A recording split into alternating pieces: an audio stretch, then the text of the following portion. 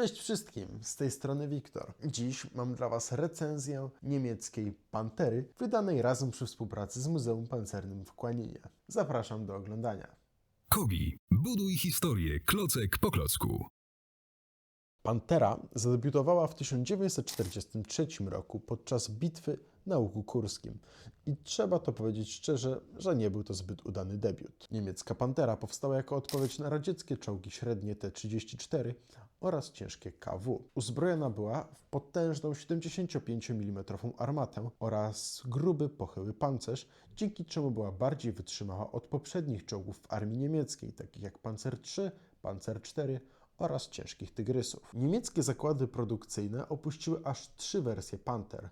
Pierwsza Pantera w wersji D, druga omawiana dzisiaj Pantera w wersji A oraz ostatnia Pantera w wersji G, najbardziej dopracowana.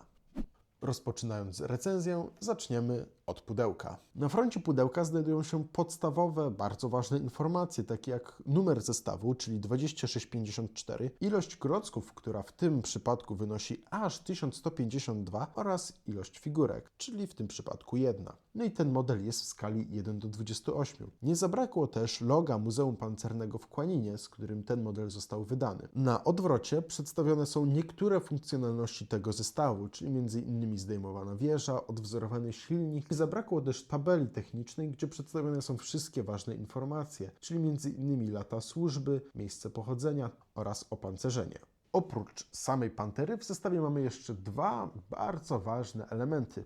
Między innymi podstawka. Jest to bardzo fajny element dla wszystkich tych zbieraczy i kolekcjonerów, którzy właśnie chcą w jakiś godny sposób wyeksponować swoje modele na półce, tak jak między innymi na tej za mną. Oprócz tego w zestawie znajduje się figurka niemieckiego pancerniaka, który trzyma w dłoni charakterystyczny nowy zielony kanister. Ma on czarne wpinane buty, czarne spodnie, grafitową koszulę oraz czarną pancerniacką furażerkę. Mam już przed sobą złożony model i muszę przyznać, że wygląda on naprawdę fenomenalnie. Myślę, że jest to zasługa kamuflażu, który został zastosowany właśnie na tej Panterze, który składa się aż z 3 kolorów. No i jest to m.in. kolor zielony, charakterystyczny kolor piaskowy Dunkelgelb oraz ciemnobrązowy Rotbraun. Oprócz kamuflażu uwagę od razu przykuwa nowy układ biegowy składający się z nowych gąsienic, które wyglądają naprawdę fenomenalnie i jest to ogromny krok naprzód ze strony firmy KOBI. Ponadto gąsienice brzmią naprawdę fenomenalnie. Posłuchajcie sami, jak one brzmią. Coś naprawdę niesamowitego. Przechodząc już do podstawowych szczegółów konstrukcyjnych tego zestawu. Przednia płyta została odwzorowana w naprawdę bardzo ciekawy sposób. Nie zabrakło tutaj oczywiście kulistego jarzma dla karabinu maszynowego MG34, który był obsługiwany przez radiooperatora oraz to, co jest bardzo charakterystyczne dla wczesnej wersji Ausführung A. A jest to otwierany włas, a właściwie nie tyle włas, co wizjer kierowcy. Jest to pozostałość z Pantery Ausführung D, czego już w Panterze G nie było. Następnym elementem są bardzo ładnie odwzorowane błotniki przednie oraz płyty pancerne znajdujące się po boku. Co do omawianych płyt, odwzorowane są bardzo dobrze, wyglądają również bardzo dobrze.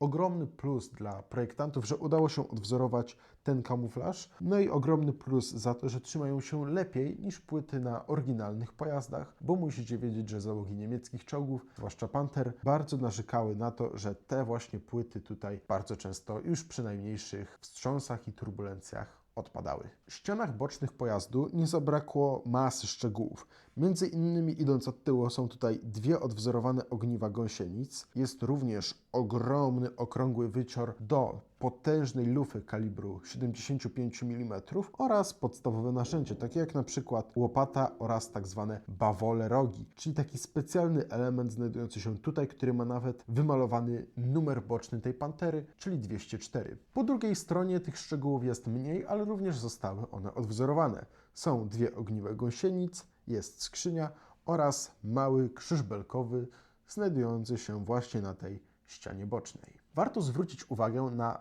2 podstawowe wydechy oraz 2 dodatkowe, które pomagały przy usuwaniu spalin z kultowego silnika Maybach HL230, który zasilał tę Panterę. Mówiąc o silniku, nie można nie wspomnieć o odwzorowanym Maybachu właśnie pod tą płytą pancerną. Miejsce na silnik znajduje się właśnie tutaj pomiędzy dwoma zbiornikami na paliwo oraz ogromnymi wentylatorami, no a sam kultowy Maybach HL230 prezentuje się właśnie tak.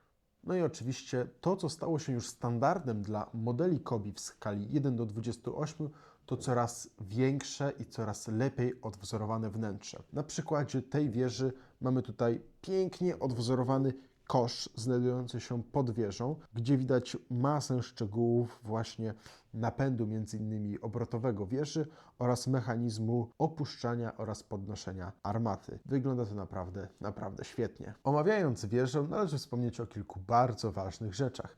Między innymi o numerze bocznym, który został wymalowany na oryginalnej Panterze białą farbą, a u nas jest odwzorowany za pomocą nieścieralnego nadruku. Jest to oczywiście numer 204. Za pomocą nadruku został również odwzorowany tylni właz przeznaczony dla ładowniczego. Nie zabrakło też charakterystycznego włazu basztowego znajdującego się u góry pojazdu przeznaczonego właśnie dla dowódcy. Za pomocą nadruków odwzorowane zostały również wyrzutnie granatów dymnych. Korzystając ze zdjętej wieży, mogę również pokazać pięknie odwzorowane mechanizmy włazów dla radiooperatora i kierowcy, które są odwzorowane i chodzą tak, jak to powinno wyglądać w oryginalnym pojeździe. Czyli właz jest unoszony do góry i obracany. I tak to właśnie wygląda w tej Panterze. Kobi tutaj nie próżnuje i daje nam pięknie odwzorowane wnętrze klockowej Pantery, gdzie znajdują się między innymi elementy amunicji. Widać tutaj masę również innych szczegółów, tak jak to powinno wyglądać w oryginalnej Panterze w wersji A. Dzięki takim drobnym szczegółom konstrukcyjnym oraz innym smaczkom, które są odwzorowane za pomocą nadruków, ta Pantera wygląda naprawdę fenomenalnie i jest to bardzo dobry pojazd. Niemniej Kobi wciąż stawia sobie poprzeczkę coraz wyżej i myślę, że niedługo ten naprawdę fenomenalny pojazd zostanie zastąpiony jakimś innym, równie fenomenalnym, a nawet jeszcze lepszym czołgiem. To już wszystko na dziś. Dajcie znać, co sądzicie o tej Panterze oraz jakie następne maszyny chcielibyście zobaczyć w naszych recenzjach. Do zobaczenia.